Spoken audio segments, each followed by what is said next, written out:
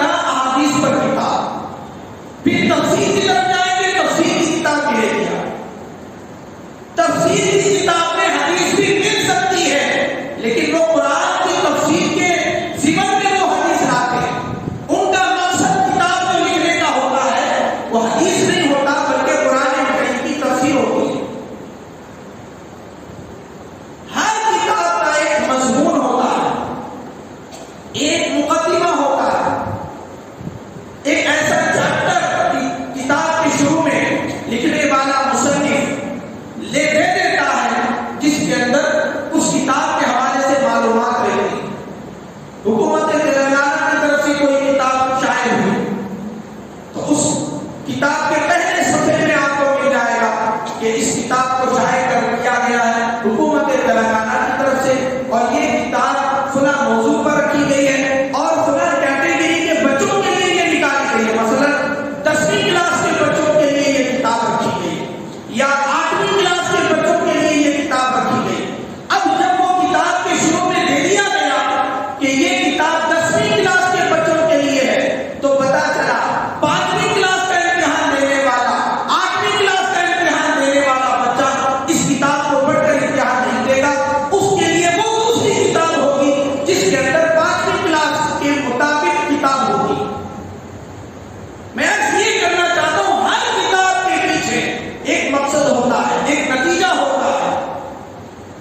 جی اگر کوئی سائنس کی کتاب نہیں پڑھا، صرف میتھس پڑھا، صرف سوشل پڑھا، اس کا مطلب یہ ہوگا اسے سوشل کا علم ہوگا، میتھس کا علم ہوگا، سائنس کا علم نہیں ہوگا، اس لیے کہ وہ سائنس کی کتاب نہیں پڑھا. اگر وہ کہے گا کہ میں 1000 کتابیں پڑھا ہوں تو آپ کہیں گے 1000 کتابیں پڑھے ہوں گے، لیکن وہ ساری کی ساری سوشل پر تھی، لہذا تم سوشل میں ماہر بن سکتے ہو، سائنس میں کمزور ہو اس لیے کہ تم نے سائنس کی کتاب نہیں پڑھی. جب آپ نے اس بات کو سمجھ لیا تو قرآن پاک کون سی کتاب ہے، قرآن پاک کا موضوع کیا ہے، کہ پتہ چلے کہ قرآن پڑھنے والا کیا ذہن لے کر قرآن پڑھے گا، اور قرآن کریم کو کس لیے رکھا گیا، اللہ تعالیٰ نے اس کو کس کے لیے نازل کیا. تو قرآن کریم کا مقدمہ جس کو ہم سورہ فاتحہ کہتے ہیں، اور اس کے بعد سب سے ابتدائی آیت سورہ بقرہ کی الف لام میم ذالک الکتاب لا ریب فیہ.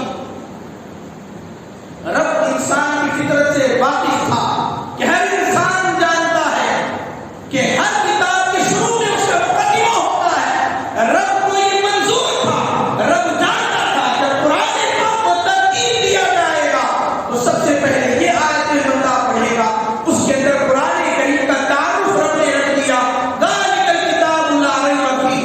یہ وہ کتاب ہے جس میں شک کی کوئی گنجائش نہیں ہے، جس میں شک کی کوئی گنجائش نہیں ہے. رب جانتا تھا قرآن پڑھنے والے اپنے بھی ہوں گے، بیگانے بھی ہوں گے، قرآن مسلمان بھی پڑھیں گے، غیر مسلم بھی پڑھیں گے. اسی لیے اللہ تعالیٰ نے فرمایا ذالک الکتاب لا ریب فیہ. اے قرآن پڑھنے والے، تو قرآن پڑھ کر گمراہ ہو سکتا ہے، لیکن یاد رکھ میری اس کتاب میں کوئی شک کی گنجائش نہیں ہے. تیرے اندر شک ہوگا، وہ شک تیرے اندر ہوگا، وہ ڈاؤٹ تیرے اندر ہوگا، وہ نافہمی اور ناسمجھی تیرے اندر ہوگی، لیکن قرآن پاک تو اس کمزوری سے پاک ہے. ذالک الکتاب لا ریب فیہ. پھر اس کا موضوع کیا ہے مولا، اس کے نزول کا مقصد کیا ہے مولا؟ فرمایا ھدی للمتقین، پرہیزگاروں کے لیے ہدایت. یہ ہدایت اس کا موضوع ہے، ہدایت اس کا مقصد ہے. اب پتا چلا اگر کسی نے ہزاروں لاکھوں کتابیں پڑھ لی دنیا میں، قرآن نہیں پڑھا تو اسے دنیا کے سارے علوم آئیں گے لیکن ہدایت نہیں ملے گی. ہدایت کے لیے صرف ایک کتاب ہے قرآن مجید. جو ہدایت حاصل کرنا چاہتا ہے اس کتاب کو پڑھے، جو رہنمائی حاصل کرنا چاہتا ہے اور رب کی بارگاہ تک پہنچنا چاہتا ہے وہ اس کتاب کو پڑھے. اسی کتاب کو پڑھ کر صحابہ نے بھی ہدایت حاصل کی، اسی کتاب کو پڑھ کر اولیاء نے ہدایت حاصل کی، حتیٰ کہ غوث اعظم بنے اسی کتاب سے بنے، غریب نواز بنے اسی کتاب سے بنے، بندہ نواز بنے اسی کتاب سے بنے. تو